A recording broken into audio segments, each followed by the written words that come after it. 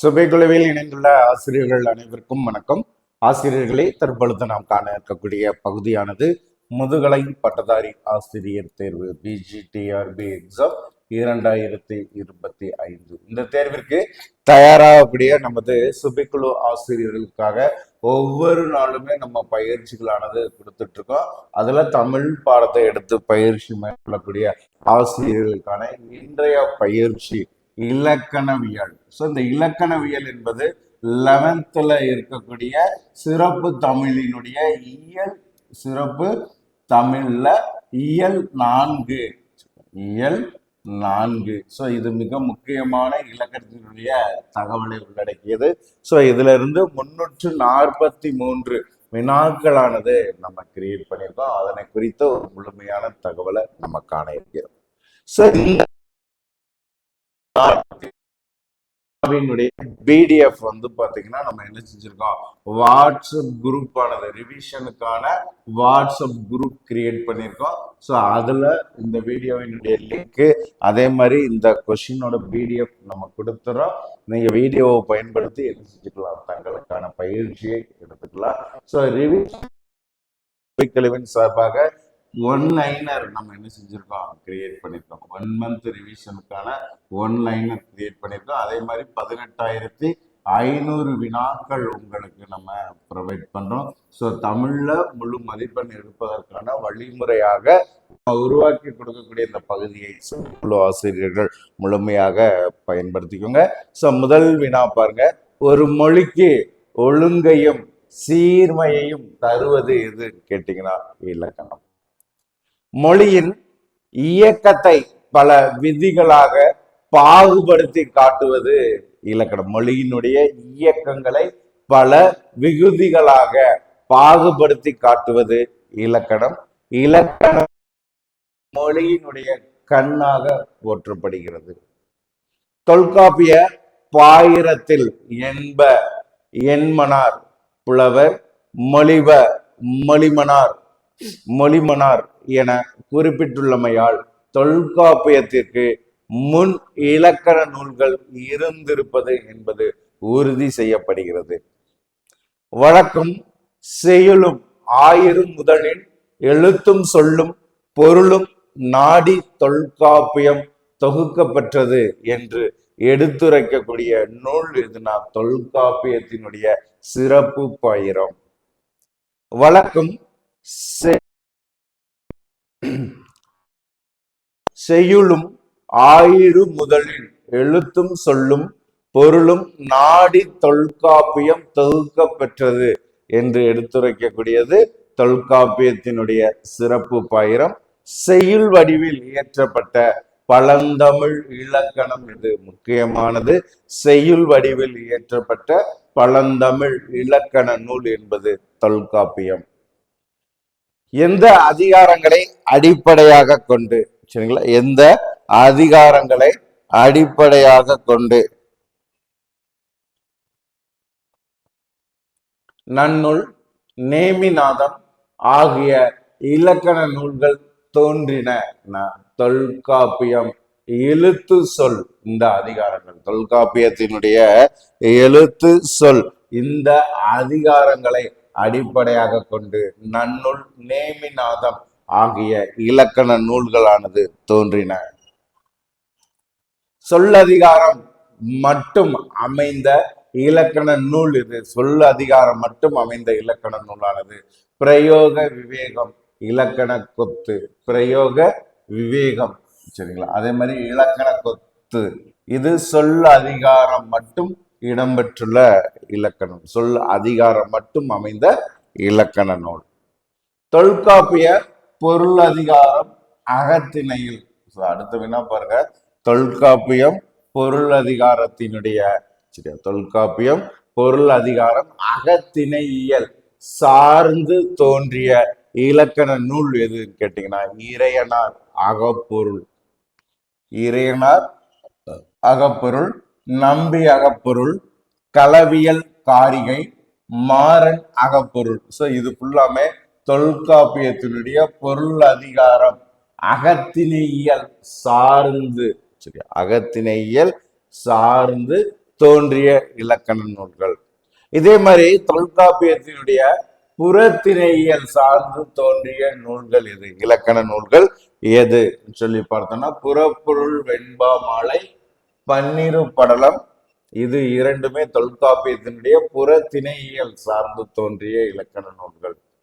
தொல்காப்பிய செய்யுளில் சார்ந்து செய்யுளியல், தொல்காப்பிய செய்யுளியல் சார்ந்து தோன்றிய யாப்பிலக்கண நூல்கள் எதுனா யாப்பருங்கலம், யாப்பருங்கல காரிகை, யாப்பருங்கலம், யாப்பருங்கல காரிகை. சோ இது வந்து பாத்தீங்கன்னா தொல்காப்பியத்தினுடைய செய்யுளியல் சார்ந்து தோன்றிய யாப்பிலக்கண நூல்கள்.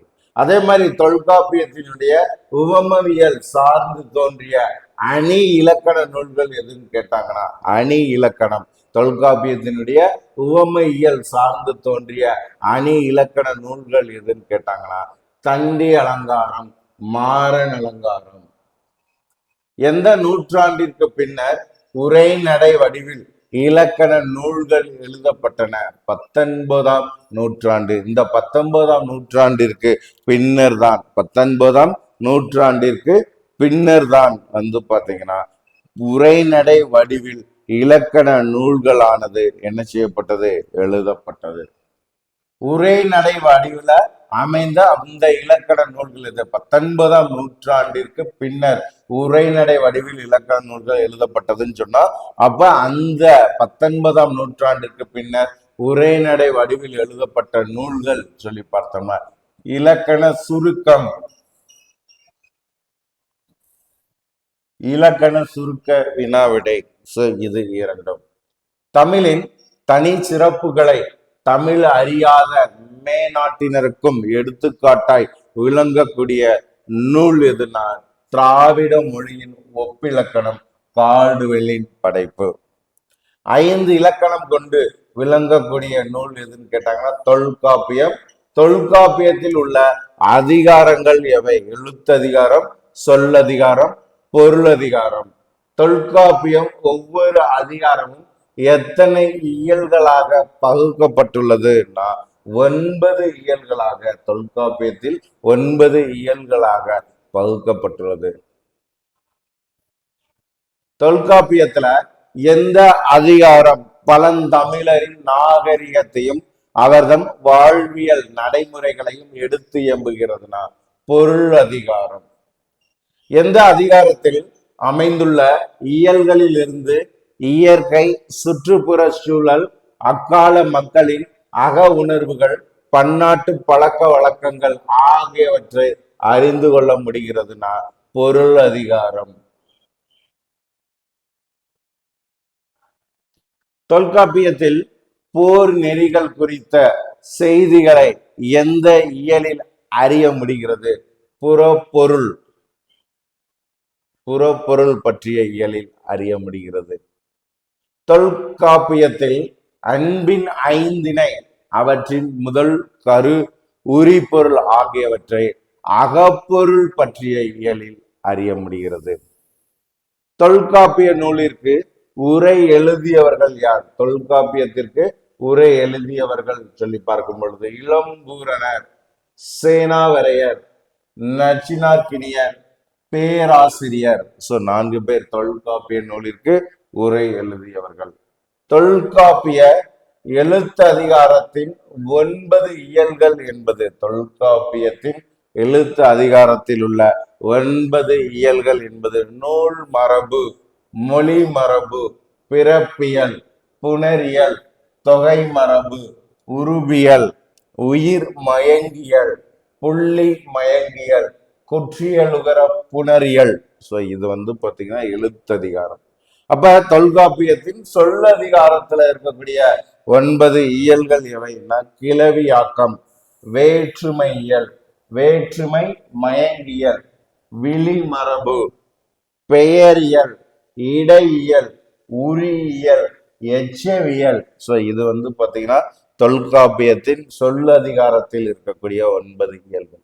அப்ப பொருள் அதிகாரத்தில் இருக்கக்கூடிய 9 இயல்கள் என்ன பாத்தீங்கன்னா அகத்திணையியல், புறத்திணையியல், களவியல், கற்பியல், பொருளியல், மெய்ப்பாட்டியல், உவமவியல், செய்யுளியல், மரபியல். இது பொருள் அதிகாரத்தில் இருக்கக்கூடியது.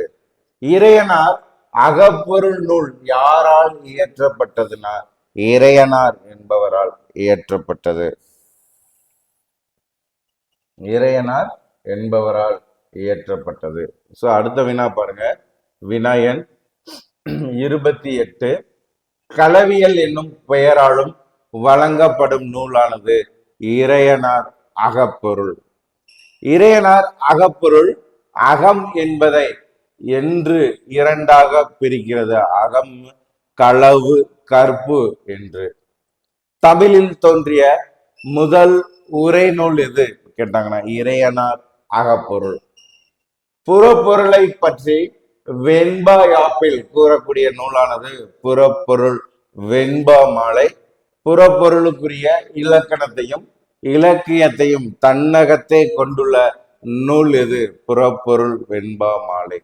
இந்த புறப்பொருள் வெண்பா மாலையை இயற்றியவர் யார் கேட்டீங்கன்னா ஐயனார் இந்தனார். போர் பற்றிய செய்திகளை கூறக்கூடிய நூல் எதுன்னு கேட்டாலும் புறப்பொருள் வெண்பா மாலை.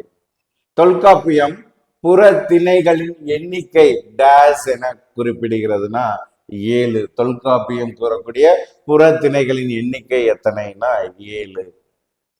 புறப்பொருள் வெண்பா மாலை புற திணைகளின் எண்ணிக்கை என குறிப்பிடுகிறது 12. புறப்பொருள் வெண்பா மாலையானது புற திணைகளின் எண்ணிக்கை 12 என்று கூறுகிறது. அதே இது தொல்காப்பியம் 7 என்று குறிப்பிடுகிறது. புறப்பொருள் வெண்பா மாலையில் குறிப்பிடப்படக்கூடிய திணைகள் என்ன? காணிய வெச்சி, கரந்தை, வஞ்சி, காஞ்சி. சோ ஃபர்ஸ்ட் வெச்சி, கரந்தை, வஞ்சி, காஞ்சி, நொச்சி, உளிஞை, உளிஞை, தும்பை, வாகை, பாடான், பொதுவியல், கைக்கிளை, பெருந்திணை என்று புறப்பொருள் வெண்பா மாலை குறிப்பிடக்கூடிய திணைகள். பகைவரது ஆணிரைகளை கவர்தல். இந்த ஒவ்வொன்றுக்கு என்ன விளக்கம்? சோ பகைவர்களினுடைய ஆணிரைகளை கவர்தல் என்பது பகைவரின் ஆணிரைகளை கவர்தல் என்பது வெற்றி திணை. வெற்றி பூவை சூடிக்கொண்டு பகைவரின் ஆணிரைகளை கவர்தல். இந்த பகைவர் கவர்ந்த ஆணிரைகளை மீட்டல் என்பது கரந்தை திணை. பகை நாட்டின் மீது போர் தொடுத்தல் வஞ்சி திணை. பகைவரை எதிர்த்து போரிடுதல் காஞ்சி திணை. பகைவரிடமிருந்து மதிலை காத்தல் நொச்சி திணை. பகைவர் மதிலை சுற்றி வளைத்தல் உளிஞை திணை. பகை மன்னர் இருவரும் போரிடுதல் தும்பை திணை. போரில் வெற்றி பெற்ற மன்னனை புகழ்தல் வாகை திணை.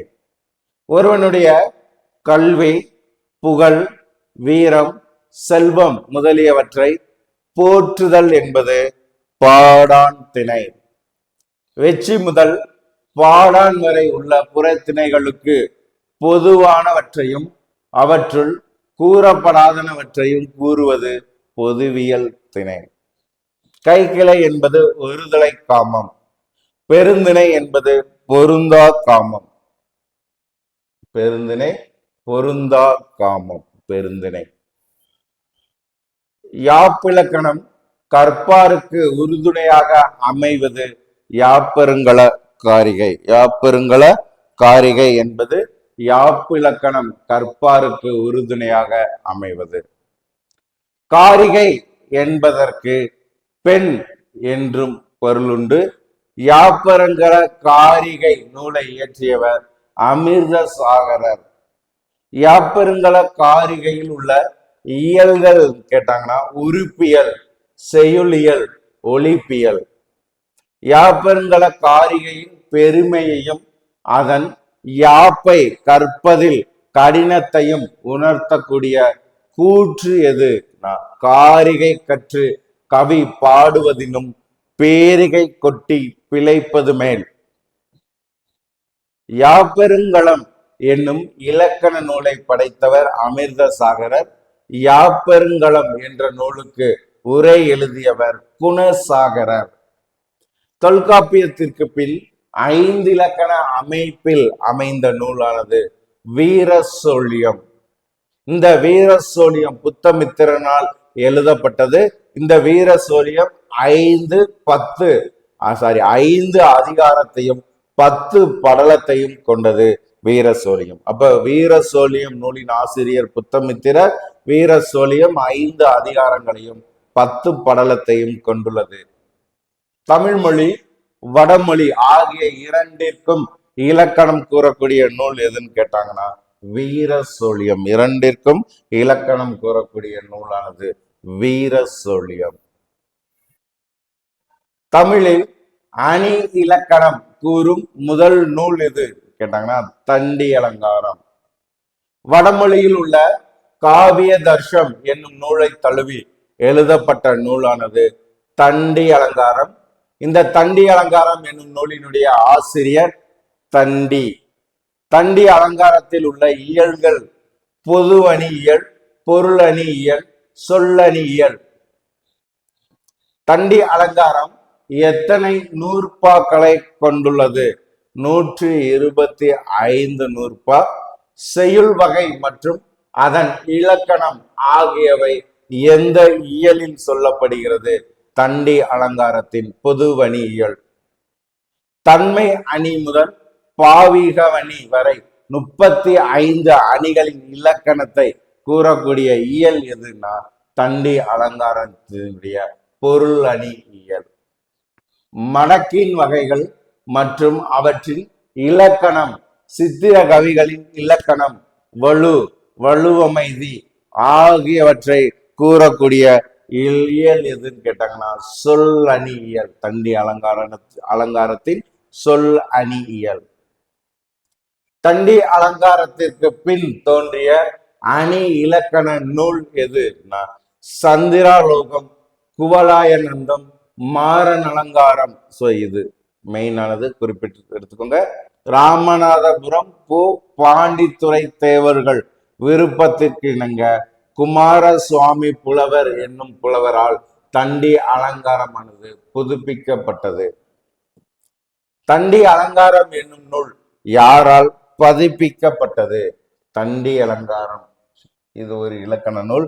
இந்த தண்டி அலங்காரம் நூல் யாரால் பதிப்பிக்கப்பட்டது? அம்பலவான பிள்ளை 1926ஆம் ஆண்டு அம்பலவான பிள்ளை என்பவரால் பதிப்பிக்கப்பட்டது. எழுத்துக்கும் சொல்லுக்கும் இலக்கணம் கூறும் மற்றொரு நூல் எது? நேமிநாதம்.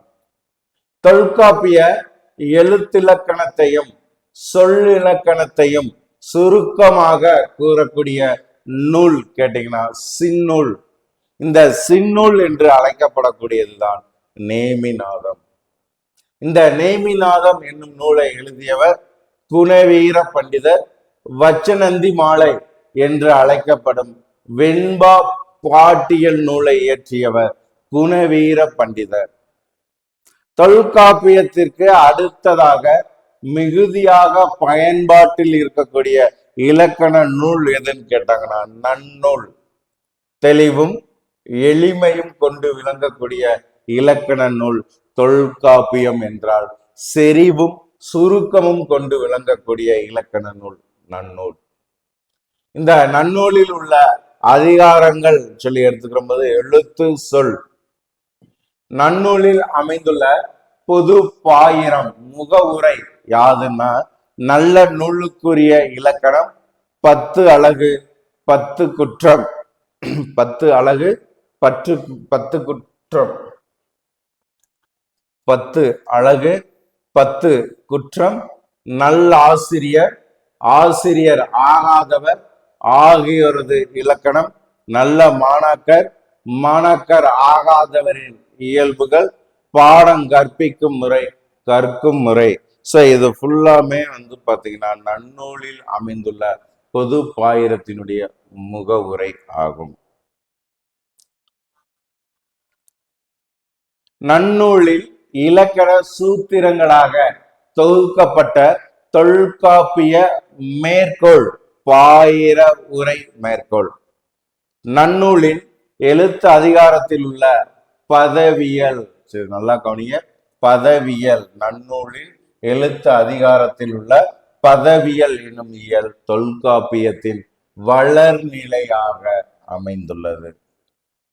பகுதி, விகுதி, இடைநிலை, சந்தி, சாரியை, விகாரம் என சொற்களின் கட்டமைப்பை தெளிவாக பகுத்து விளக்கக்கூடிய நன்னூலினுடைய இயல் எதுன்னு கேட்டீங்கன்னா பதவியல். பழையன கழிதலும் புதியன புகுதலும் வலுவல கால வகையினானே என்னும் பாடல் சொல் அதிகாரத்தின் இறுதி நூற்பாவாக இடம்பெற்றுள்ள நூல் எதுன்னு கேட்டாங்கன்னா நன்னூல். பழையன கழிதலும் புதியன புகுதலும் கேட்டா நன்னூல். இந்த நன்னூலின் ஆசிரியர் யார்னா பவனந்தி முனிவர். நன்னூலுக்கு உரை எழுதியவர்கள் மயிலைநாதர் மற்றும் சங்கர நமச்சிவாயர். சிவஞான முனிவர் ஆறுமுக நாவலர் என்று நன்னூலுக்கு உரை எழுதியவர்களாக அறியப்படுகிறார்கள். நம்பி அகப்பொருள் என்னும் நூலை இயற்றியவர் நம்பி. அடுத்து பார்க்கக்கூடியது நம்பி அகப்பொருள். இந்த நம்பி அகப்பொருள் நூலை எழுதியவர் நம்பி. இந்த நம்பி அகப்பொருள் 5 இயலாக பகுக்கப்பட்டுள்ளது. சோ முதல் இயல் என்ன? அகத்திணை இயல், களவியல், கற்பியல், வரைவியல், ஒளிப்பியல் என்று 5 இயலாக நம்பி அகப்பொருளானது பகுக்கப்பட்டுள்ளது.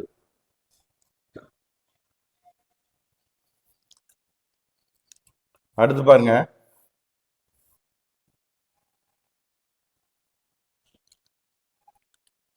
அகப்பொருள் இலக்கணத்தை கதை மாந்தர்களின் கூற்று வகையாக கூறக்கூடிய நூல் எதுன்னு கேட்டாங்கன்னா தொல்காப்பியம்.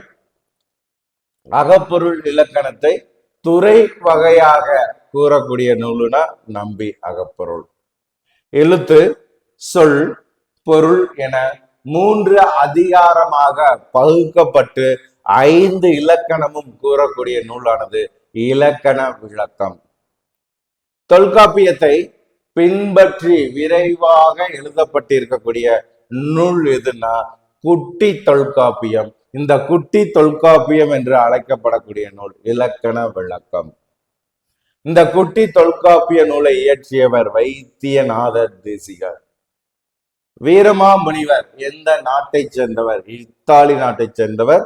வீரமாமுனிவரால் தமிழில் எழுதப்பட்ட இலக்கண நூல் தொன்னூல் விளக்கம்.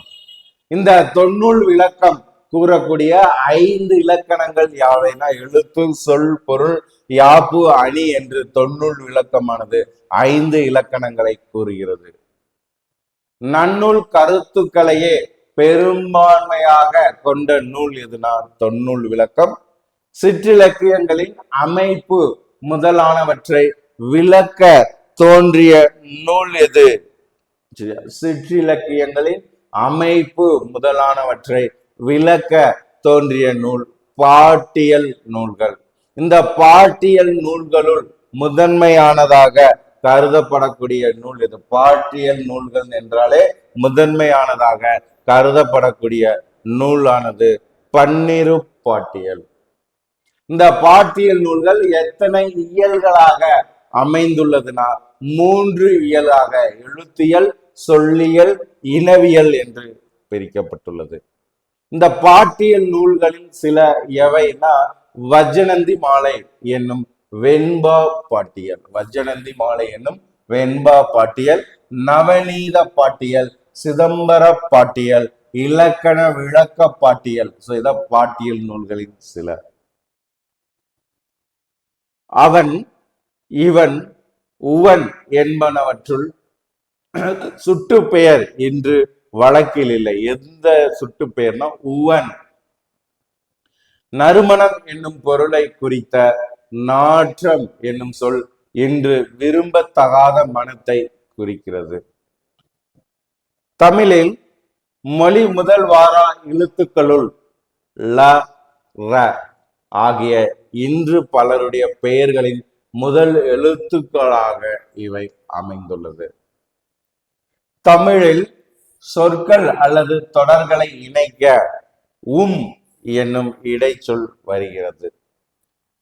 ஆங்கில மொழியில் பயன்படுத்தப்படும் and என்னும் சொல்லாட்சிக்கேற்ப மற்றும் சொல்லாட்சிக்கேற்ப மற்றும் சொல்லை பயன்படுத்துகின்றனர் என்னும் சொல்லை மற்றும் என்னும் சொல்லை பயன்படுத்துகின்றனர்.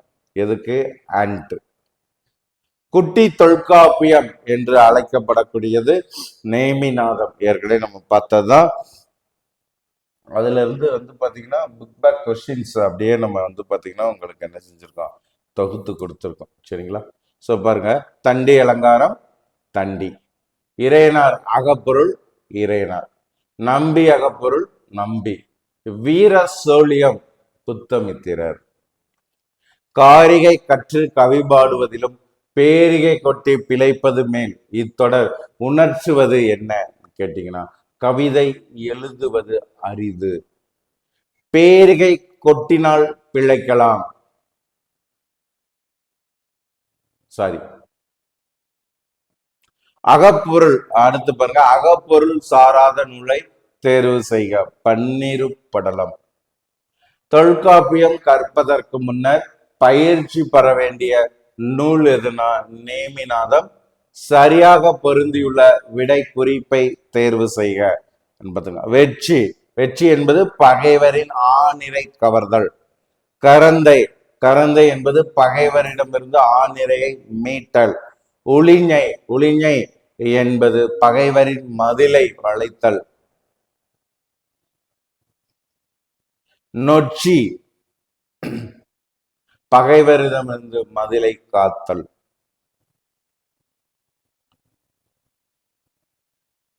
சொற்கள் தொடர்ந்து நின்று பொருள் தருவது என்பது தொடர். தொடர் அமைப்பு, அதன் பயன்பாடு ஆகியவற்றை ஆராய்வது தொடரியல் ஆகும். அடுத்த டாபிக் தொடரியல். அப்ப தொடரியலை நல்லா தெரிஞ்சுக்கோங்க. ஒரு மொழியின் வளத்தை காண உதவுவது தொடரியலின் சிறப்பு. நாம் பயன்படுத்தும் தொடர்களில் இயல்பாகவே இலக்கண கூறுகள் அமைந்துள்ளன என்பதை சுட்டி காட்டக்கூடிய நூல் எதுனா தொல்காப்பியம். ஒரு தொடரில் உள்ள எழுவாய் அதன் பயனிலையோடு திணை, பால், எண் ஆகியவற்றில் ஒத்திருத்தல் வேண்டும் என்பது தொடர் பொருத்தமாகும். மாறன் சிரித்தான் என்பது உயர்திணை ஆண்பால் ஒருமை. மணிமொழி பாடினாள் என்பது உயர்திணை பெண்பால் ஒருமை. மக்கள் மகிழ்ந்தனர் என்பது உயர்திணையினுடைய பலர்பால் பன்மை. மான் துள்ளி ஓடியது என்பது அஃறிணையினுடைய ஒன்றன்பால் ஒருமை. மலர்கள் மலர்ந்தன என்பது அஃறிணை பலவின்பால் பன்மை. ஸோ இதை மெயினா தெரிஞ்சுக்கோங்க. இயற்பெயருடைய ஒரு தொடரும் அதற்குரிய சுட்டு பெயரை உடைய மற்றொரு தொடரும் வரும்போது அவை அடுத்தடுத்து வருதல் வேண்டும் என குறிப்பிடக்கூடிய நூல் எதுனா தொல்காப்பியம்.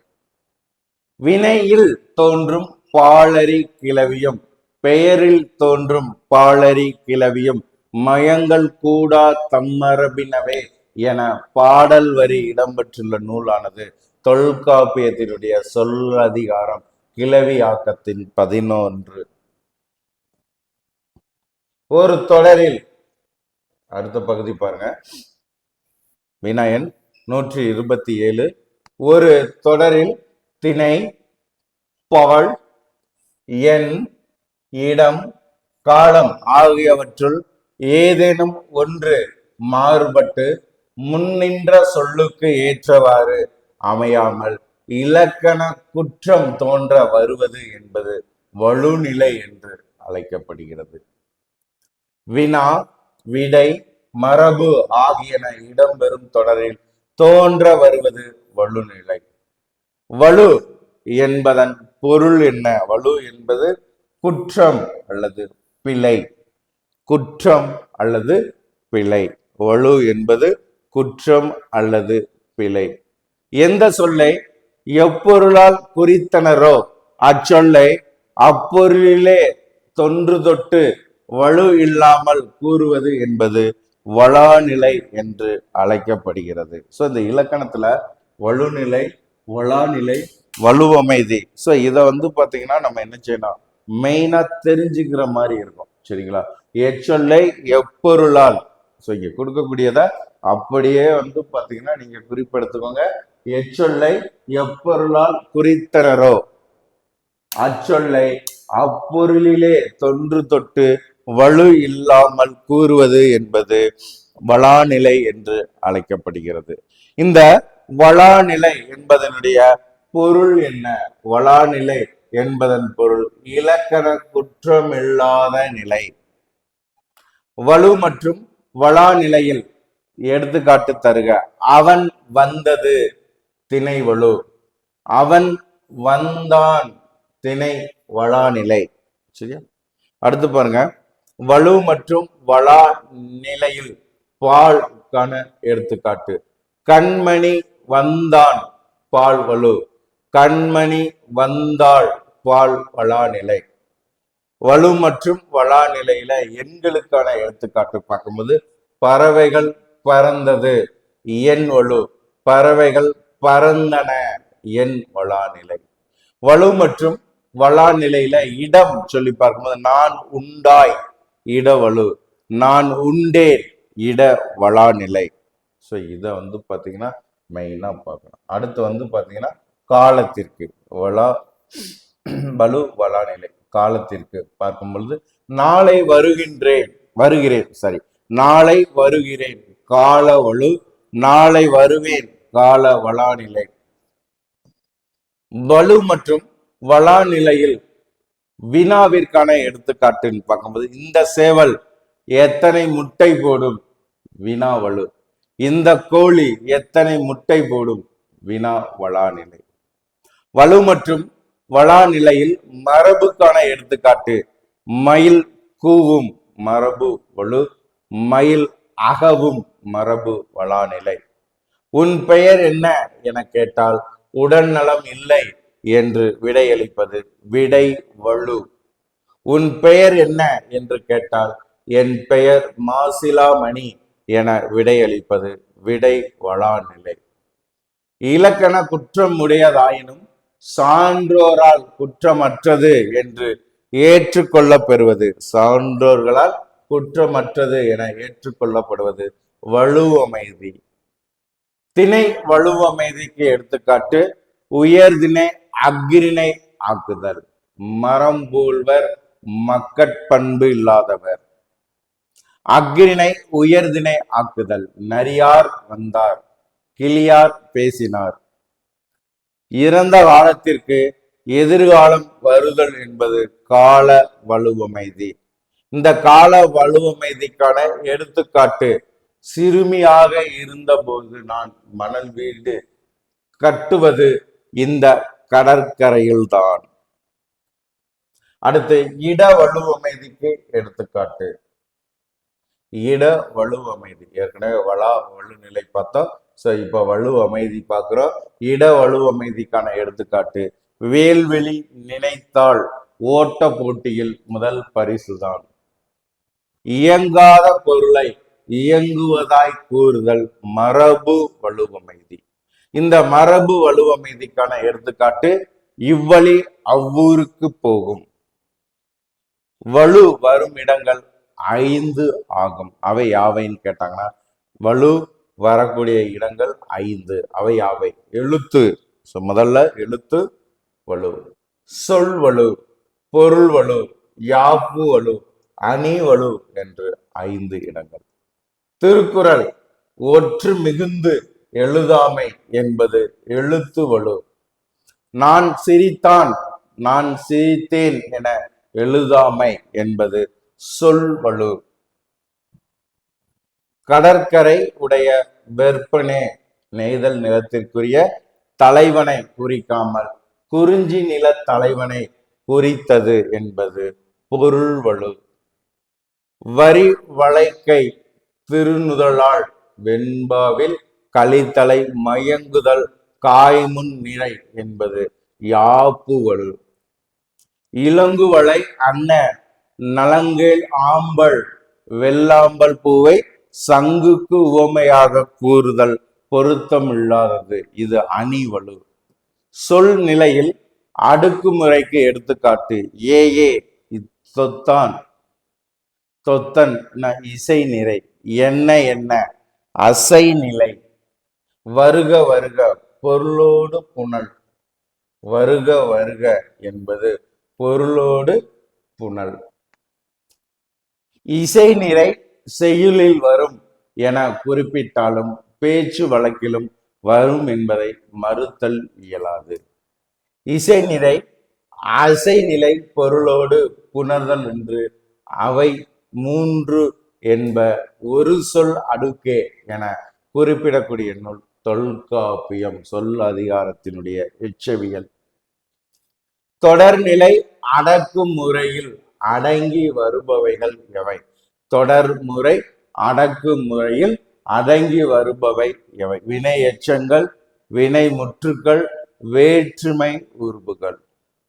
பன்முறையானும் வினையச்சு கிளவி சொன்முறை முடியாது அடுக்கும் வரினும் முன்னது முடியுமன் பொருளே என குறிப்பிடக்கூடிய நூல் எதுனா தொல்காப்பியத்தினுடைய சொல் அதிகாரம். வினையியல். ஒரு தொடரில் பல வினைமுற்றுக்கள் அடுக்கி வந்தாலும் அவை ஒரு பெயரை கொண்டு முடிதல் வேண்டும். ஒரு தொடர்ல பல வினைமுற்றுக்கள் அடுக்கி இருந்தாலும் அவை ஒரு பெயரை கொண்டு முடிதல் வேண்டும் என கூறக்கூடிய நூல் எதுன்னு கேட்டாங்கன்னா தொல்காப்பியம். அவைதாம் தத்தம் கிளவி அடுக்குனவரினும் எத்திரதானும் பெயர் முடிப்பினவை என குறிப்பிடக்கூடிய நூல் தொல்காப்பியம். சொல்லதிகாரத்தின் எச்சவியல். ஒரு தொடரில் பல உருபுகள் அடுக்கி வந்தாலும் பொருள் உணர்த்தும் வகையில் முடிக்கும் சொல்லால் அமைவது ஆகும். வேற்றுமை உருபுகள் அடுக்கி. இந்த வேற்றுமை உருபுகள் அடுக்கி வருவதற்கு எடுத்துக்காட்டு என்னன்னு கேட்டீங்கன்னா, பூனைக்கு கிண்ணத்தில் பாலை ஊற்றி வைத்தான். சோ இதுல 2, 4, 7 வேற்றுமை உருபுகளானது வருகிறது. பூனைக்கு,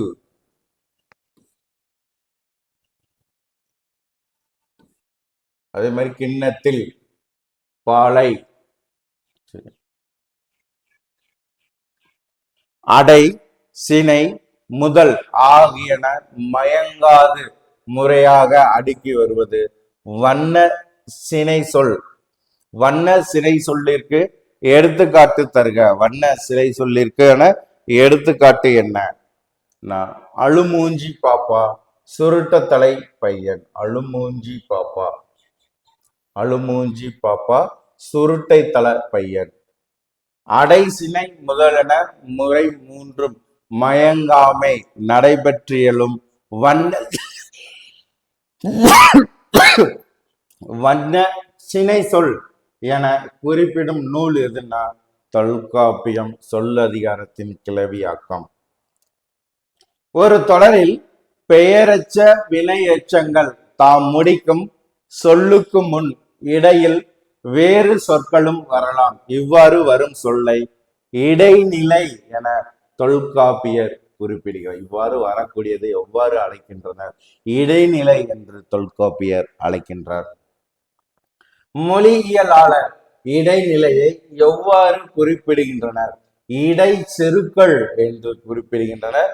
பெயரச்ச தொடரில் இடைநிலையாக வரும் சொல்லிற்கு எடுத்துக்காட்டு என்ன? பெயரச்ச தொடரில் இடைநிலையாக வரும் சொல்லிற்கு எடுத்துக்காட்டு ஆடிய மயில். ஆடிய, அழகான மயில். அழகான என்பது இடைச்செருக்கள். சரியா? பாருங்க, ஆடிய மயில். சோ இதுல ஆடிய, அழகான என்பது இடைச்செருக்கள். கிடைத்த நூல். கிடைத்த, அரிய நூல். அப்ப அரிய என்பது இடைச்செருக்கள். வினையெச்ச தொடரில் இடைநிலையாக வரும் சொல்லிற்கு எடுத்துக்காட்டு படித்து கூறினார். படித்து பொருள் கூறினார். பொருள் என்பது இடைச்செருக்கள். உழுது வந்தான். உழுது ஏரோடு வந்தான். ஏரோடு என்பது இடைச்செருகள். தத்தம் எச்சமோடு சிவனும் குறிப்பின் எச்சொல் ஆயினும் இடைநிலை வரையார் என்று கூறக்கூடிய நூல் தொல்காப்பியம். சொல்லதிகாரத்தின் வினை. பொருள் தருக சிவனும் என்பது பொருந்தும். வரையார் நீக்கார். வரையார் என்றால் நீக்கார். சரியா? சோ அடுத்த பகுதி பாருங்க. அறத்தை அரசன் விரும்பினான் என்னும் தொடரில் வேற்றுமை உருவும் முற்று வினையும் அமைந்துள்ளதை இடை பிறவரல் என்று அழைப்பர். இடை பிறவரல் என்று அழைப்பர். இப்ப அறத்தை அரசன் விரும்பினான் என்னும் தொடரில் வேற்றுமை உருவும் முற்று வினையும் அமைந்துள்ளது. உருபு முற்று ஈரச்சம் கொள்ளும் பெயர் வினை இடை பிறவரலுமாம் ஏற்பன என குறிப்பிடக்கூடிய நூல் நன்னூல். பெயரை சிறப்பித்து வருவது பெயரடை. வினையை சிறப்பித்து வருவது வினையடை. மெயினானது பெயரை சிறப்பித்து வருவது பெயரடை, வினையை சிறப்பித்து வருவது வினையடை. பெயரடையும் வினையடையும் அமைந்தது. குதிரை ஓடியது பெயர் கூட்டல் வினை. வெள்ளை குதிரை பெயரடை கூட்டல் பெயர். வெள்ளை குதிரை ஓடியது பெயரடை கூட்டல் பெயர் கூட்டல் வினை. ஓடியது என்பது வினை.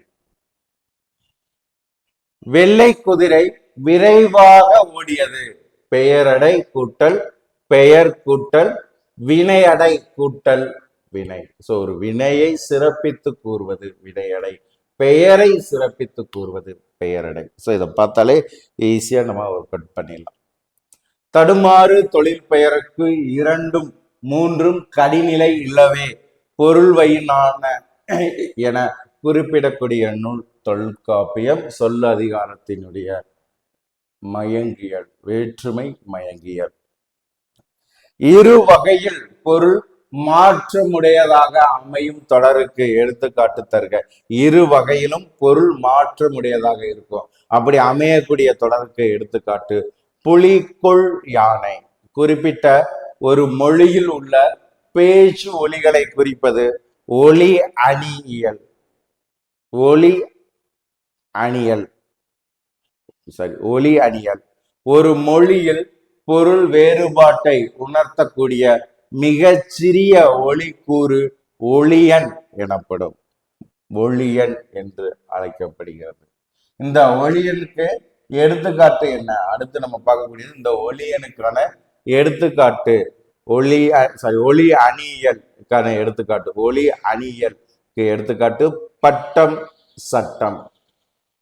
ஒரு மொழியில் பொருள் உணர்த்தும் மிகச் சிறிய கூறு உருபன். ஒரு மொழியில பொருளை உணர்த்தக்கூடியதுல மிகச்சிறிய கூறு உருபன். உருபணியலுக்கு எடுத்துக்காட்டு தருக. முருகனுக்கு தந்தான். முருகனுக்கு என்பது ஓர் உருபன். செயபடு பொருளை செய்தது போல என குறிப்பிடும் நூல். செய்யபடு பொருளை செய்தது போல என குறிப்பிடக்கூடிய நூல் தொல்காப்பியம். தொடரில் ஏற்படும் மாற்றங்களை இலக்கண கூற்றின் அடிப்படையில் விளக்க முடியுமா என கூறியவர் தொல்காப்பியர். ஒரு தொடரில் செயபடு பொருள் வெளிப்படையாக தெரியாமல் இருக்கலாம். அவ்வாறு மறைந்து வருவது தோன்றா செயல்படு பொருள் ஆகும். ஒரு தொடரில் பயனிலை வெளிப்படையாக வரவில்லை எனில் அதனை தோன்றா பயனிலை என்பர்.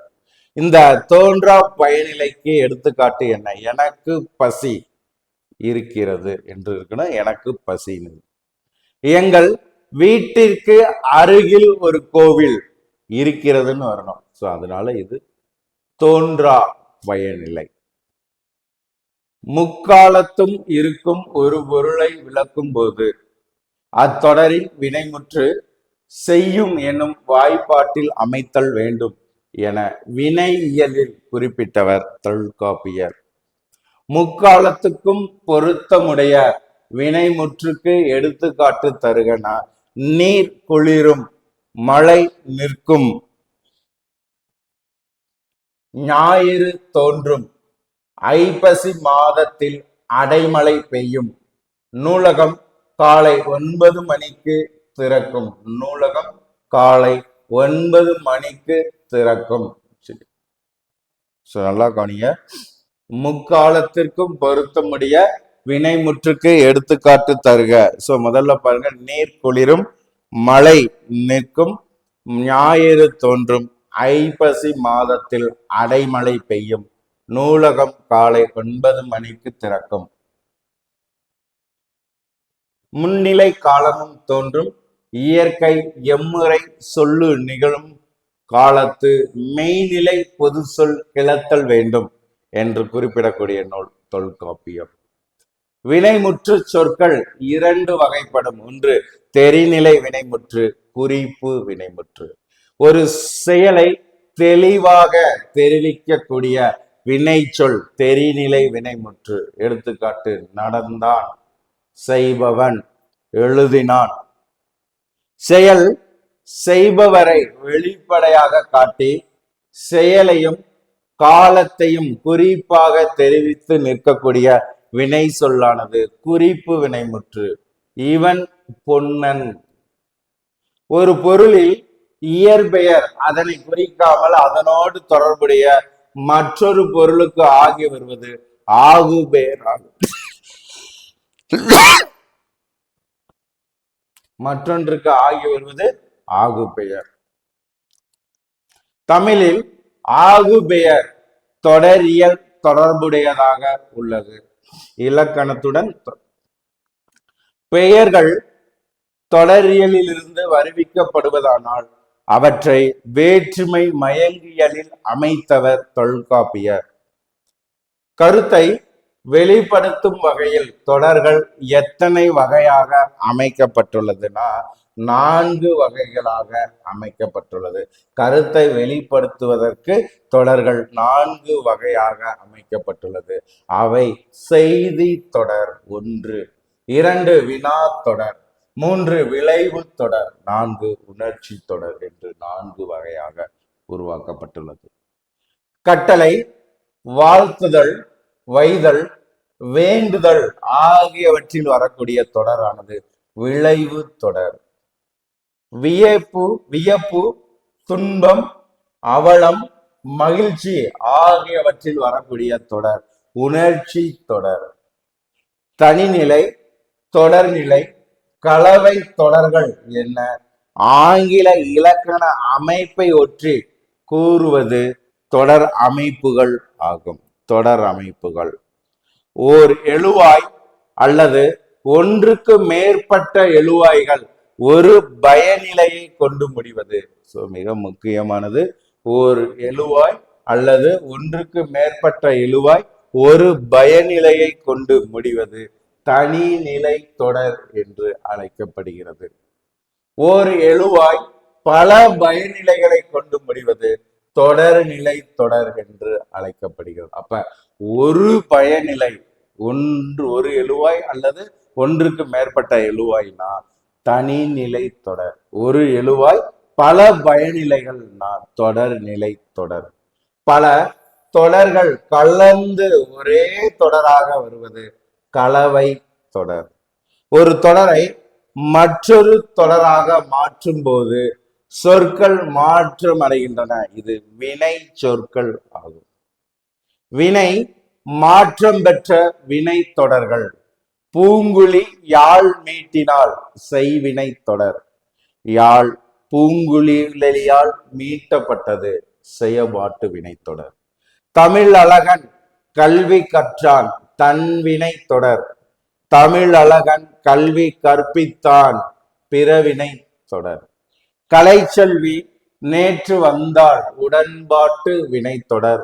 கலைச்செல்வி நேற்று வந்திலள் எதிர்மறை வினை தொடர். சரிங்களா? சோ இதை ஃபுல்லாமே பாத்தீங்கன்னா முழுமையாக குறிப்பெடுத்துக்கோங்க. சோ மிக மிக மிக முக்கியமான பகுதி. இன்றைய வழக்கில் இறந்த காலத்திலும் நிகழ்காலத்திலும் தொடர்களில் எதிர்மறை பொருளை உணர்த்த இல்லை என்னும் சொல்லானது பயன்படுத்தப்படுகிறது. இல்லை என்னும் சொல். எதிர்காலத்தில் எதிர்மறை பொருளை உணர்த்த ஆ என்னும் எதிர்மறை இடைநிலை சொல்லானது பயன்படுகிறது. டேஸ் என்னும் சொல் 5 பாலிற்கும் மூவிடத்திற்கும் 3 காலத்திற்கும் எதிர்மறை பொருளில் வருகிறதுனா அல்ல. கற்போர் உள்ளம் கவரும் வகையில் எழுதுவதும் தொடர்களில் உள்ள அமைப்பு ஒழுங்கை குறிப்பது மொழி நடை ஆகும். சில மொழி நடைகள் இனிய நடை, பதில இருக்கக்கூடியது இனிய நடை. அடுத்து எளிய நடை, தனித்தமிழ் நடை, இலக்கிய நடை, மணி பிறவாள நடை, அடுக்கு மொழி நடை, வினாவிடை நடை. சோ இது ஃபுல்லாமே குறிப்பெடுத்துக்கோங்க. கைபுனைந்தியற்றா கவின்பெரு வனப்பு, கைபுனைந்து இயற்றா கவின்பெரு வனப்பு என்று கூறியவர் நக்கீரர். கையால் செய்யப்படுவது செயற்கை, கையால் செய்யப்படாதது இயற்கை டேஸ் என்று திருவி கல்யாண சுந்தரனார் எந்த உரையில் எடுத்துரைக்கிறார்? முருகன் அல்லது அழகு. பண்டைய இலக்கண உரை நூல்களில் கவனிய, பண்டைய இலக்கண உரை நூல்களில் வினா விடை நடையை தடை விடை நடை என்பர். மணியும் பவளமும் கலந்தது போல் வட சொற்களையும் தமிழ் சொற்களையும் கலந்து எழுதக்கூடிய நடை மணி பிறவாள நடை என்று அழைக்கப்படுகிறது. மணி பிறவாள நடை என்று அழைக்கப்படுகிறது. இடைக்காலத்தில் செல்வாக்கு பெற்ற மொழி நடையானது மணி பிறவாள நடை. பல்லவர் காலத்தில் மணி பிறவாள நடையில் எழுதப்பட்ட நூல்கள் எது? பல்லவர் காலத்துல மணி பிறவாள நடையில் எழுதப்பட்ட நூல் ஸ்ரீபுராணம், சத்திய சிந்தாமணி. சோ இவை இரண்டும். சங்கம் மருவிய காலத்தில் ஆளர், காரர் ஆகிய ஆக்க பெயர் விகுதிகள் சேர்ந்து புதிய சொற்கள் உருவாக்கின. ஆளர், காரர் என்னும் விகுதிகள் கொண்ட சொற்கள் இடம்பெற்ற நூல் எதுனா காவலாளர் மணிமேகலை, கஞ்சக்காரர் சிலப்பதிகாரம். சோ இந்த ஆளர், காரர் இடம்பெற்றது மணிமேகலை, சிலப்பதிகாரம். நாயக்கர் காலத்தில் பயன்படுத்தப்பட்ட ஆக்க பெயர் விகுதிகள் எதுனா காரன், காரி, சாலி. வடமொழியோடு ஒப்புடைமை ஆக்கப்பட்ட விகுதிகள் காரன், காரி, சாலி. இரு சொல்லுக்கு இடையே ஏதேனும் ஒரு உருவு மறைந்து வருவது தொகை நிலை தொடர். தொகை என்பதன் பொருள் தொக்கி வருதல் அல்லது மறைந்து வருதல் என்பது பொருள். தொகைநிலை தொடர் எத்தனை வகைப்படும்? இந்த தொகைநிலை தொடர் என்பது 6 வகைப்படும். ஒன்று வேற்றுமை தொகை, வினை தொகை, பண்பு தொகை, உவமை தொகை, உம்மை தொகை, அன்மொழி தொகை என்று 6 வகைப்படும். இரு சொல்லுக்கு இடையே உருபு அல்லது சொல் மறையாது வெளிப்படையாக வருவது தொகாநிலை தொடர் எனப்படும். இந்த தொகாநிலை தொடர் 9 வகைப்படும். இந்த தொகாநிலை தொடர் எத்தனை வகைப்படும் கேட்டிருக்காங்க. நான் ஏற்கனவே சொன்னதுதான் 9 வகைப்படும். தொகாநிலை தொடர் 9 வகைப்படும். சோ அது என்னென்ன பார்த்தோம்னா எழுவாய் தொடர், வினைமுற்று தொடர், பெயரச்ச தொடர், வினையச்ச தொடர், விழித்தொடர், வேற்றுமை தொகாநிலை தொடர், இடைச்சொல் தொடர், உரிச்சொல் தொடர், அடுக்கு தொடர். சரியா? இது மெயினா பார்த்துக்கோங்க. இருள் நீங்கி இன்பம் பயக்கும் மருள் நீங்கி மாசரு காட்சி அவர்க்கு என்னும் குரட்பாவில் காணப்படுவது தோன்றா எழுவாய். எது இன்பம் பயக்கும் என்னும் வினாவிற்கு மாசரு காட்சி அவர்க்கு அக்காட்சி இன்பம் பயக்கும். இங்கு காட்சி என்பது தோன்றா எழுவாயாக காணப்படுகிறது. சென்ற இடத்தால் செலவிடா தீதொரி நன்றின்பால் உயிப்பது அறிவு என்ற குரட்பாவில் காணப்படுவது தோன்றா செயபடு பொருள். தோன்றா செயபடு பொருள். எதை உய்ப்பது அறிவு என்னும் வினாவுக்கு மனதை உய்ப்பது அறிவு என விடை வரும். இங்கு மனம் என்பது தோன்றா செயபடு பொருள்.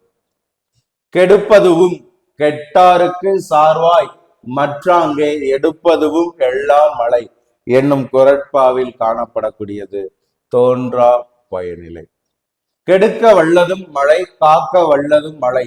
இங்கு வல்லது என்பது தோன்றா பயனிலை. பழம்பால் பண்பு தொகை. பழமை கூட்டல் பால், பழைய பால். பழம்பால் என்பது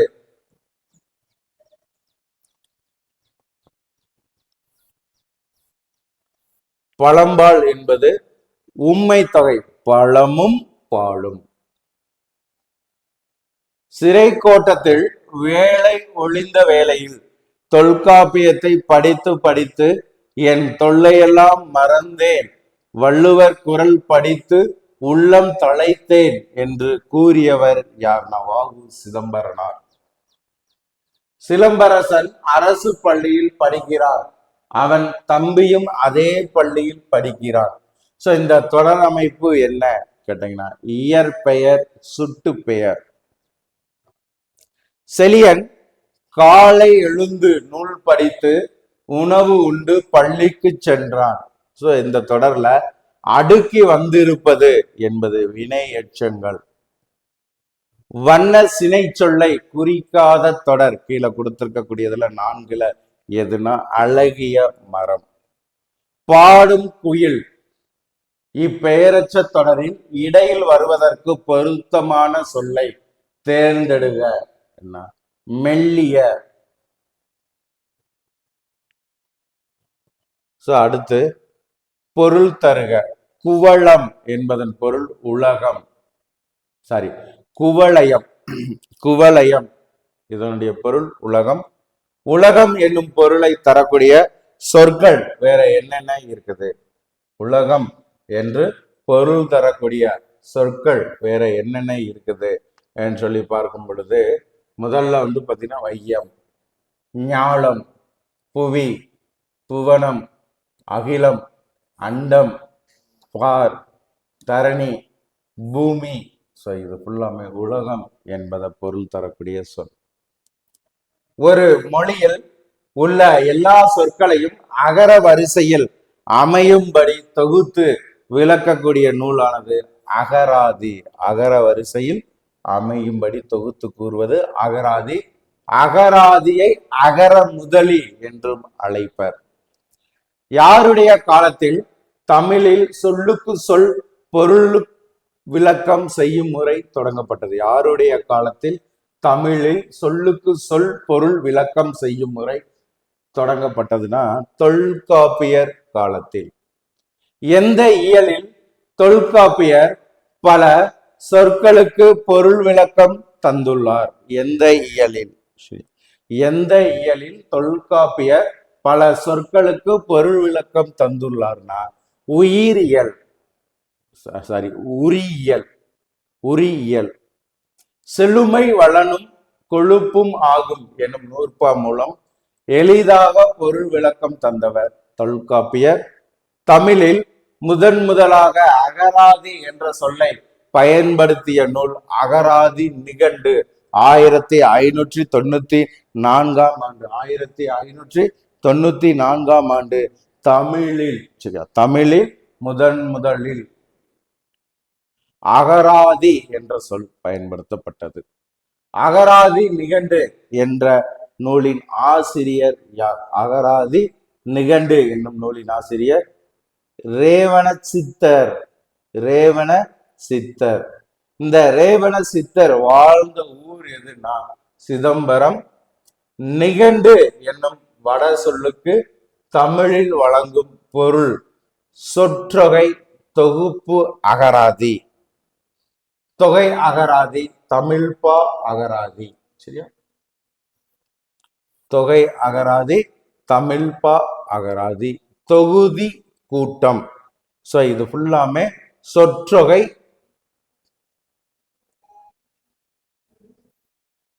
இது ஃபுல்லா நிகண்டு என்னும் வட சொல்லுக்கு தமிழில் வழங்கப்படும் பொருள்.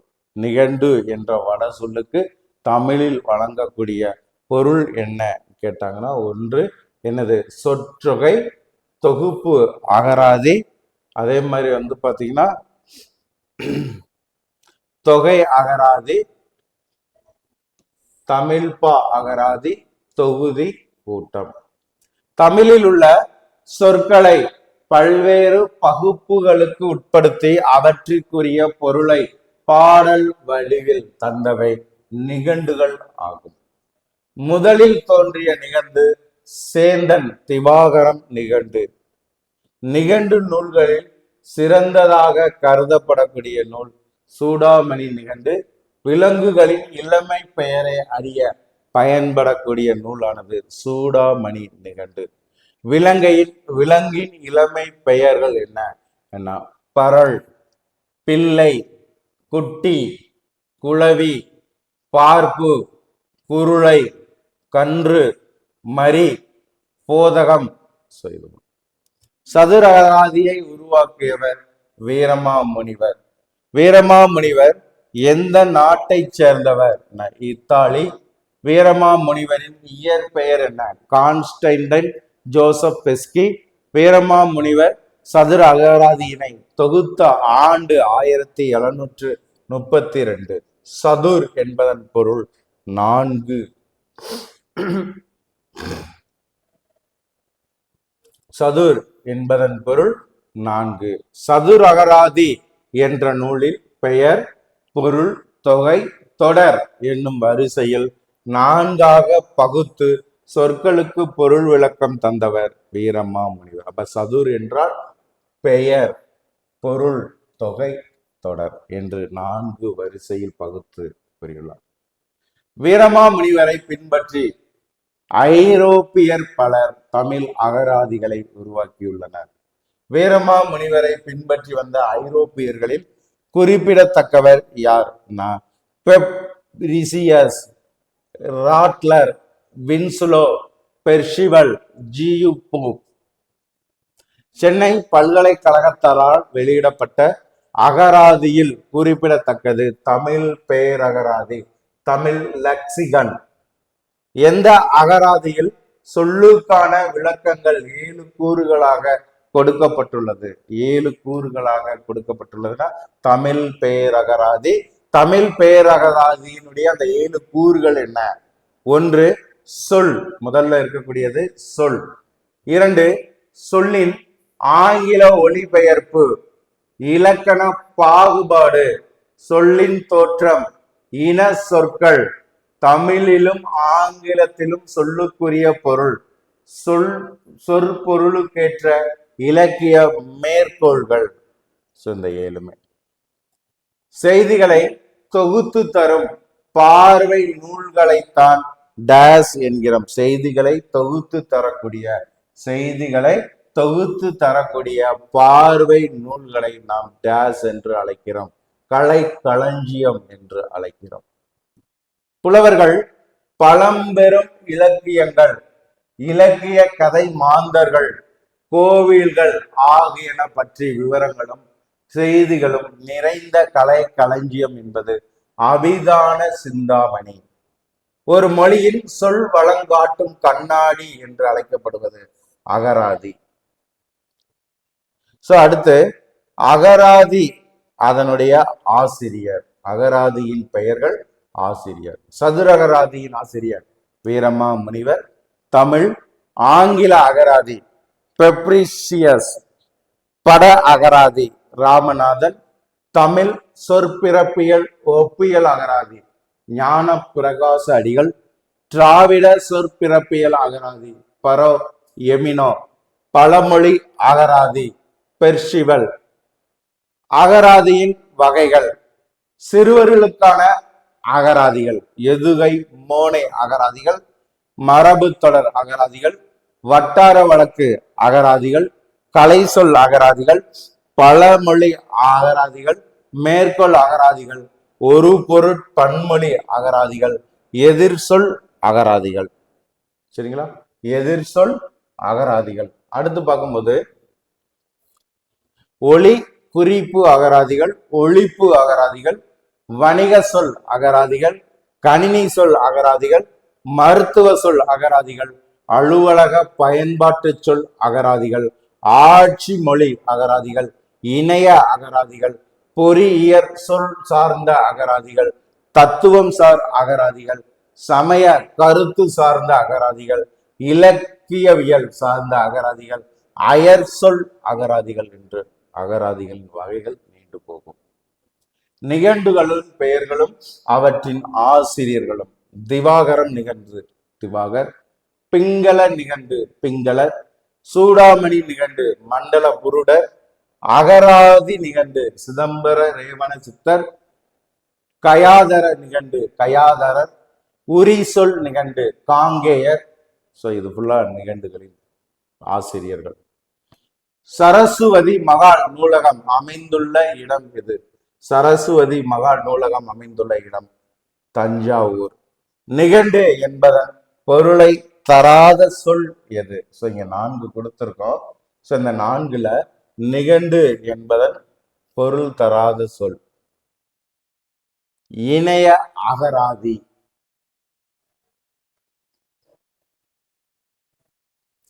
பிள்ளை என்னும் இளமை பெயர் கொண்ட விலங்கு எது?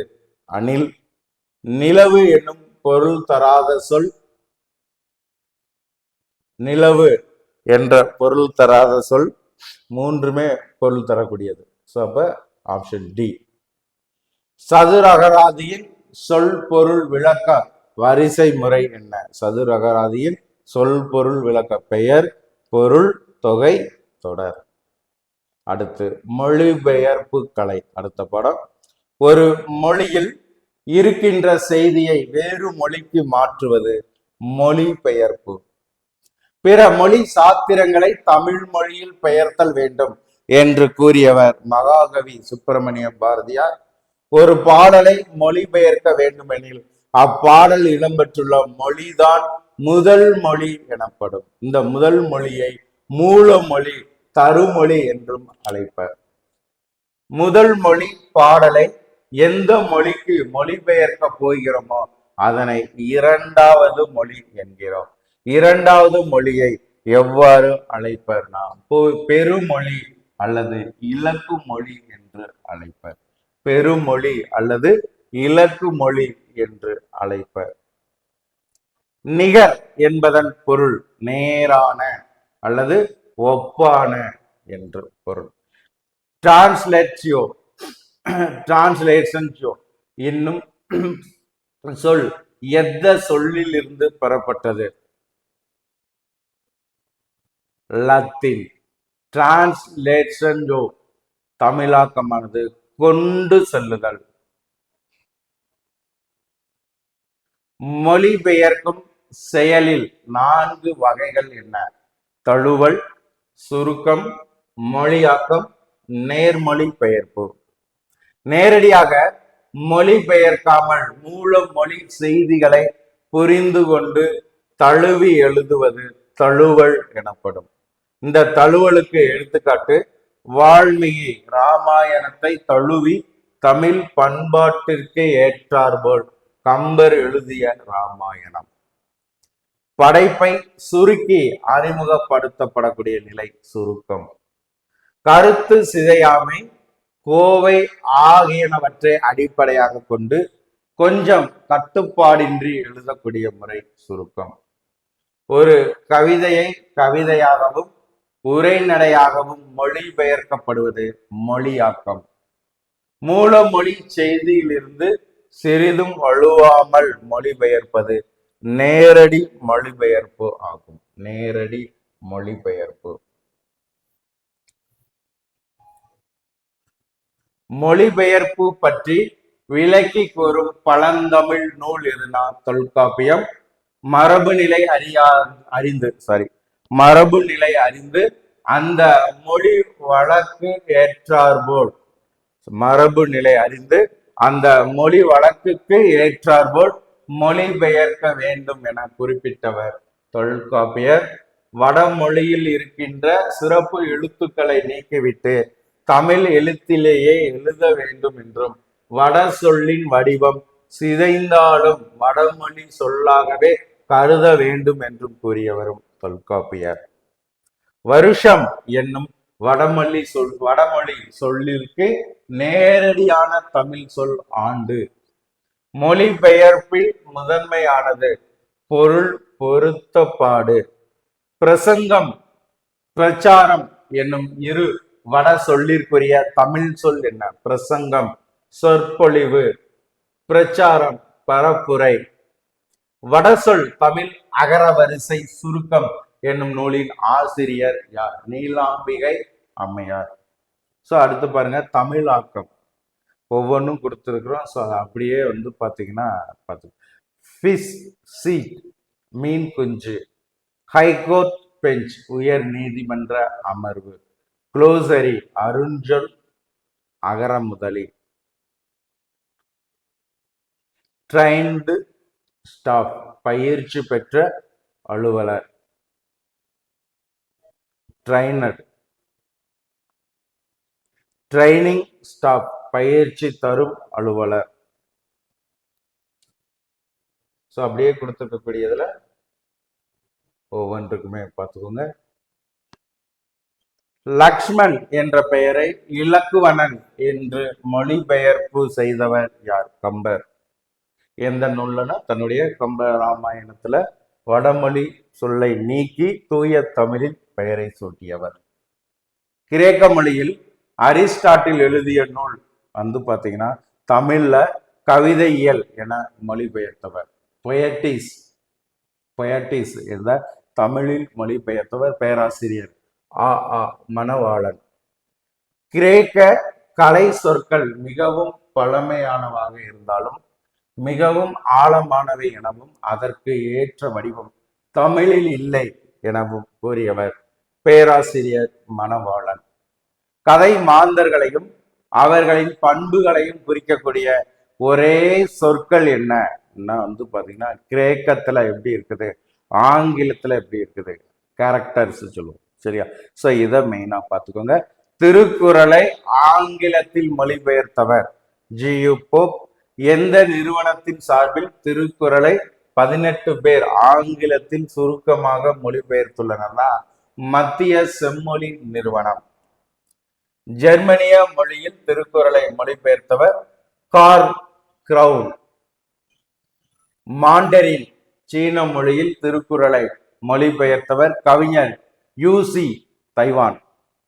திருக்குறளை சீன மொழியில் மொழிபெயர்த்த தைவானை சேர்ந்த கவிஞர் யூசிக்கு தமிழக அரசு வழங்கிய தொகையானது 77.4 லட்சம். 77.4 லட்சமானது வழங்கப்பட்டது.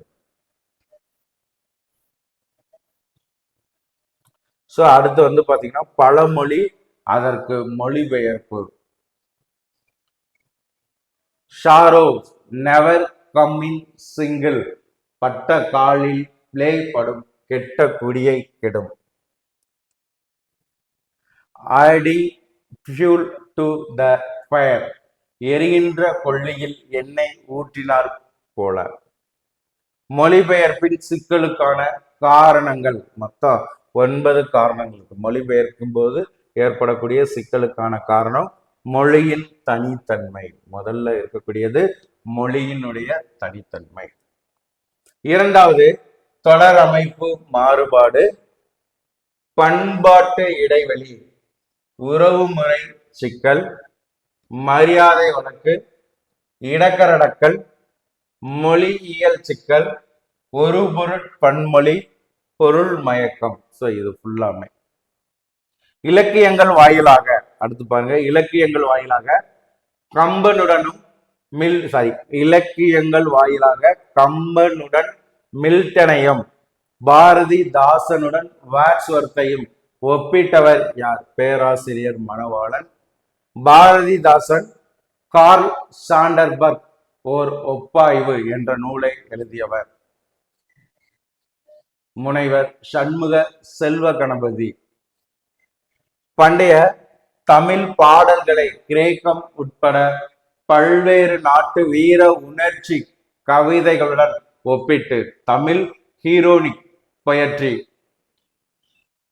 என்ற ஆய்வு நூலை எழுதியவர் அறிஞர் கைலாசபதி. அறிஞர் கைலாசபதியின் தமிழ் ஹீரோயிக் பொயட்ரி என்னும் ஆய்வு நூலை தமிழில் கூவே பாலசுப்பிரமணியன் எவ்வாறு மொழிபெயர்த்துள்ளார்? தமிழ் வீரநிலை கவிதை. அறிவியலில் ஒவ்வொரு தனிமத்தையும் அதனுடன் லத்தீன் பெயரில் முதல் எழுத்து அல்லது முதல் எழுத்துடன் அடுத்து வரும் எழுத்தையும் கொண்டு எழுத வேண்டும். மீட்டர் என்பதை மானி என மொழிபெயர்த்து பின்னொட்டாக வைத்து வரும் புதிய கலை சொற்கள் எவை? புதிய கலை சொற்கள் எவை சொல்லி கேட்டாங்கன்னா நம்ம கரெக்டா சொல்ல தெரியணும். ஒன்று எலக்ட்ரோமீட்டர் மின்மானி, லாக்டோமீட்டர் பால்மானி, தெர்மோமீட்டர் வெப்பமானி. எந்த தமிழ் பல்கலைக்கழகத்தில் கணினி வழி மொழிபெயர்ப்பு செய்கிறார்கள்னா தஞ்சை தமிழ் பல்கலைக்கழகம். கணினியிலேயே மூளையாக இருந்து செயல்படக்கூடிய தொழில்நுட்பம் எதுனா இயற்கை மொழி பகுப்பாய்வு. இயற்கை மொழி பகுப்பாய்வு கணினியே மூளையாக இருந்து செயல்படக்கூடிய தொழில்நுட்பம், நேச்சுரல் லாங்குவேஜ் ப்ராசஸிங். தமிழ் மொழிபெயர்ப்பு செயலி. தமிழ் மொழிபெயர்ப்பு செயலி ஒன்றை உருவாக்கியுள்ள நிறுவனம் இது மைக்ரோசாப்ட் நிறுவனம். 60 மொழிகள் கொண்டது. தொல்காப்பியர் கூறும் மொழிபெயர்ப்பு விதி என்ன? ஒன்று தொகுத்தல், விரித்தல், தொகை விரி. நல்லா கவனிங்க. தொகுத்தல், விரித்தல், தொகை விரி, மொழிபெயர்த்து அதர்படை யாத்தலோடு அனைமரபினவே. அடுத்து பாருங்க. வடசொற்கிளவி வடவெழுத்து ஓரி எழுத்தோடு புணர்ந்த சொல்லாகுமே சிதைத்தன வரிலும் இயைந்தன வரையார். செந்தமிழ் மொழியில் பெருமதிப்பு கொண்டு அதனை ஐயந்திரிய கற்று இலக்கண இலக்கிய நூல்களை ஆக்கியவர் வீரமாமுனிவர். செந்தமிழ் மொழியில் பெரும் மதிப்பு கொண்டு அதனை ஐயந்தீர கற்று இலக்கண இலக்கிய நூல்களை ஆக்கியவர் வீரமாமுனிவர். ஸோ இதுல இந்த மொழிபெயர்ப்பிற்கு தொல்காப்பியம் கூறக்கூடிய முறை 3 இருக்கு. ஸோ இது எந்தெந்த பகுதி? முதல்ல தொல்காப்பியம் பொருள் அதிகாரம், அடுத்து தொல்காப்பியத்தில் சொல்லு, அடுத்து தொல்காப்பியத்தின் சொல்ல எச்சம். மெயினா இதை பார்த்துக்கோங்க. மொழிபெயர்ப்பினுடைய வகைகள் அடுத்து நம்ம பார்க்கக்கூடியது மொழிபெயர்ப்பு வகைகள். பத்திரிகை மொழிபெயர்ப்பு, விளம்பர மொழிபெயர்ப்பு. முதல்ல இருக்கக்கூடியது பாத்தீங்கன்னா இந்த மொழிபெயர்ப்பினுடைய வகைகள்ல பத்திரிகை மொழிபெயர்ப்பு, விளம்பர மொழிபெயர்ப்பு. ஸோ அடுத்து பாத்தீங்கன்னா வானொலி மொழிபெயர்ப்பு, கணினி மொழிபெயர்ப்பு, இலக்கிய மொழிபெயர்ப்பு, அறிவியல் மொழிபெயர்ப்பு என்று வகைப்படுத்தப்படுகிறது. பாராசீக புலவரால் எழுதப்பட்ட உமர்கையாம் பாடல்களை மொழிபெயர்த்தவர் தமிழ்ல கவிமணி தேசிய விநாயகம் பிள்ளை. ஆங்கிலத்துல எட்வர்ட் பிர்செரால்டு. சுந்தர ராமசாமி தமிழில் எழுதிய ஒரு புளிய மரத்தின் கதை எனும் நாவலை ஆங்கிலத்தில் மொழிபெயர்த்தவர் பிளாக் வென்ட்வொர்த்.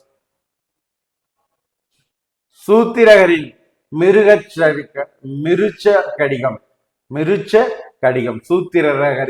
சூத்திரகரின் மிருச்ச கடிகம் என்ற வடமொழி நாடக நூலை மன்னியல் சிறுதேர் என்று மொழிபெயர்த்தவர் பண்டிதமணி மு கதிரேசனார். தமிழில் மொழிபெயர்ப்புக்கென வெளிவரக்கூடிய இதழ் எதுனா திசை எட்டும். இந்த திசை எட்டும் இதழின் ஆசிரியர் குறிஞ்சி வேலன். எந்த இணைய இதழ் மூலம் தமிழ், தெலுங்கு, மலையாளம், கன்னடம், இந்தி, ஆங்கிலம் ஆகிய 6 மொழிகளில் வெளிவருகின்றன? www.thinnal.com. புறநானூற்றில் இடம்பெற்றுள்ள கணியன் பூங்குன்றனாரின் பாடலும் மொழிபெயர்ப்பு உரையும். யாதும் ஊரே யாவரும் கேளி, தீதும் நன்றும் பிறதரவாரா. ஸோ இதை பார்த்துக்கோங்க. ஏனடா தம்பி தயக்கம், எழுவாய் பழங்கதை பேசி பயனிலை புதியதாய் டேஸ் என்னும் தொடங்கும் கவிதை வரிகள் இடம்பெற்றுள்ள நூல் எது? ஏனடா தம்பி தயக்கம், எழுவாய் பழங்கதை பேசி பயனிலை புதிதாய் என்று தொடங்கக்கூடிய கவிதை வரிகள் இடம்பெற்றுள்ள நூல் எதுனா மீராவின் கவிதைகள். மீராவின் கவிதைகள். மூளையில் கிடந்து முடங்கியது போதும், வெளியே புறப்படு விழிகளை திறந்தே என்று வரிகள் இடம்பெற்றுள்ள நூலானது மீராவின் கவிதைகள். எதிர்பொருளை உணர்த்த வரும் முன்னொட்டுடன் கூடிய வட சொற்களுக்கு எடுத்துக்காட்டு என்ன? நீதி, அநீதி, நியாயம், அநியாயம். ஸோ இது ரெண்டும். வேர் சொல் அல்லது காரண பெயரின்றி அமையும் சொற்கள் போன்று வரக்கூடியது வட சொற்கள். வட சொல் என்பதனை கண்டறியும் சில குறிப்புகள் யாவைனா, தமிழ் எழுத்துக்களின் வடிவம் இல்லாத சொற்கள். எடுத்துக்காட்டு புஷ்பம். தமிழில் மொழி முதல் வாரா எழுத்துக்களில் தொடங்குவது ரம்யா, லட்டு. தமிழின் மொழி இறுதியில் வாரா சொற்கள் வீரேந்திரநாத். அழுத்தமாக ஒலிக்கக்கூடிய சொற்கள் பாவனை. தமிழில் வேற்றுநிலை மெய் மயக்கத்திற்கு உட்படாத எழுத்துக்கள் தொடர்ந்து வருவது வட சொல். எடுத்துக்காட்டு பக்தி. தனி குற்றெழுத்தை அடுத்து ரகர ஒற்று அமைந்திருக்கும் வட சொல்லிற்கு தர்மம், நிர்வாகம் போன்றவை எடுத்துக்காட்டாக அமைந்துள்ளது.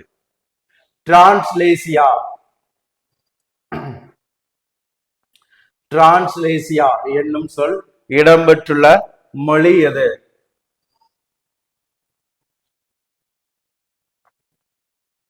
லத்தீன் மொழி. கம்ப ராமாயணம் கீழ்காணும் மொழிபெயர்ப்பு வகைகளில் ஒன்றை சார்ந்தது.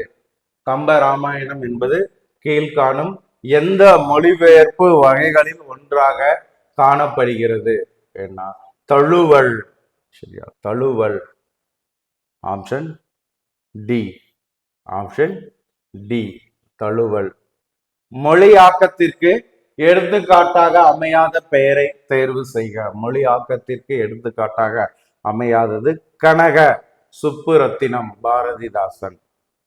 சரியான மொழிபெயர்ப்பு தொடரை தேர்ந்தெடுத்து எழுதுக. ஆப்ஷன் டி, த ப்ரொஃபசர் டீச்சர்ஸ் தமிழ். தமிழ் கற்பிக்கிறார் பேராசிரியர்.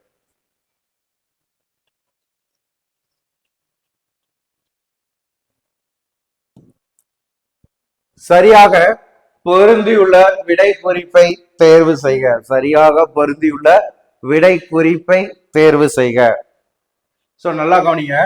சரியாக பொருந்தியுள்ள விடை குறிப்பு சொல்லி பார்க்கும் பொழுது பகுப்பாய்வு, படிமம், வினைத்திறன், மரபு தொடர் கொடுத்திருக்கோம் இல்லையா? முதல்ல பாருங்க, பகுப்பாய்வு. பகுப்பாய்வு என்பது அனலைசிஸ். சரி, பகுப்பாய்வு அனலைசிஸ். இரண்டாவது படிமம், இமேஜ். வினைத்திறன், மூன்றாவது வினைத்திறன் என்பது எஃபிசியன்சி. மரபு தொடர்கள், இடியம்ஸ். சரியா? சோ இதோட இந்த பகுதியில 343 வினாக்களை பார்த்துட்டோம். ஆசிரியர்கள் முழுமையாக பயன்படுத்திக்கோங்க. இது போன்ற பயனுள்ள தகவல்களை ஒவ்வொரு நாளும் பெற்றிட சுபை குழுவோடு இணைந்திருங்கள். நன்றி நண்பர்களே.